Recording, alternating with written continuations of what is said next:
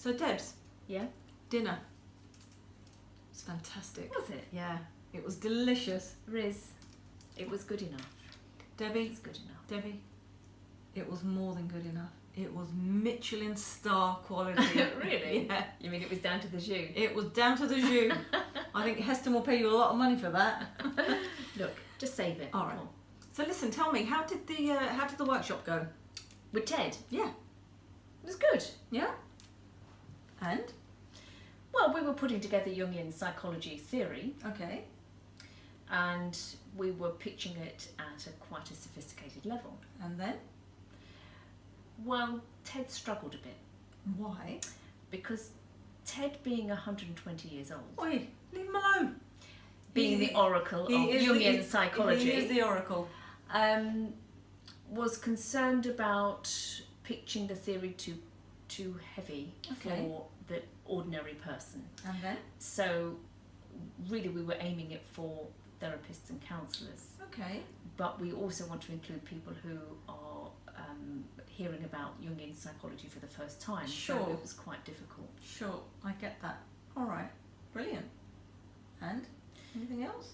Well, I didn't care. I didn't care that we were pitching it at a deeper level, Okay. because I think people hearing it for the first time will be curious. I totally understand that. Yeah, I get that. Yeah. Yeah, it's very clear. Thank you. Good. There you go. Should we get back to these minimal prompts? Minimal prompts. Is that what we're talking about? Yes. You mean you did them I've done them already. when we were talking? You didn't even notice. I hadn't noticed. Debbie, that's what makes me so sophisticated in my job. So, minimal prompts. Yeah. Tell me more. Well, I was giving you the okay, I understand, body language, head nodding, Really? all of that, attending to you. Really? Absolutely. So, can you say some more? I can do. It's, minimal prompts, they're also called encouragers or small rewards, but predominantly they're called minimal prompts. Wow. Should we talk more about that? I think we should. I think that's a really good idea. Good idea, Riz. So, shall we continue about minimal prompts? Okay, it's a good idea. Because I think in our, as you know, in our previous videos, we've covered a variety of active listening skills. We've covered attending, Reflecting, paraphrasing and summarising. open and closed-ended questions. And there are other components, but today we're going to expand on another one which is part of active listening. So besides using questions, there are other basic and simple ways that would mean that we are intentionally listening, that encourages a conversation to move forward. That's important. It's about moving it forward. And these are known as minimal prompts. Or encourages. They can be termed as encouragers or small rewards, but mainly minimal prompts. I think that's the term that's used. Yeah, because these prompts are a variety of verbal and non-verbal ways of encouraging someone to continue talking. Verbal minimal responses are things such as Go on, oh, then, sure, indeed, and so, really, right, yes. absolutely. There are also other things like brief invitations for them to continue. You can say things like, I hear you. Yeah, tell me more. Please continue. Oh, I see.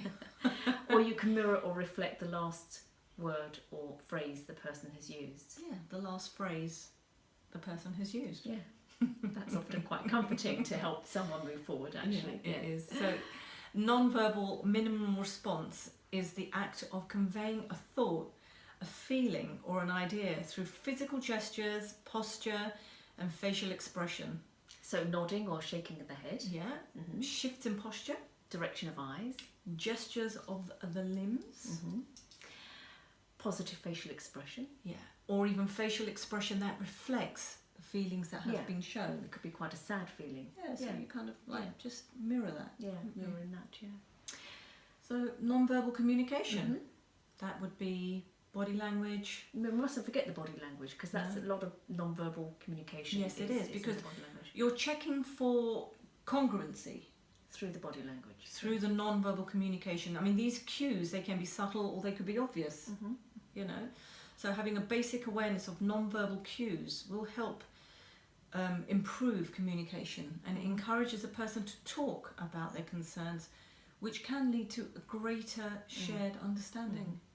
I think body language is really important because when a person is speaking, they tend to have very little conscious control over their non-verbal language. Their emotions are fully felt through the body. Yeah. So it's expressed instinctively, isn't it? Yeah. Because these non-verbal messages are likely to be more congruent than the words they use. You know, so it's important to be observant to any mismatch between verbal and non-verbal communication. Absolutely. And you've got to trust the non-verbal expressions. You know, are they authentic? Sure. I mean, we can expand on that in a different video, but for now we're talking about the minimal prompts. So use of body language is important. Yeah.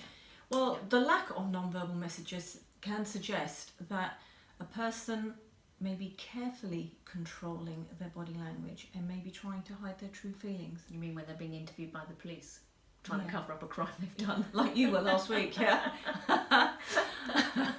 Jenny, you're under arrest. So I hope that's given you some insight into the use of minimal prompts.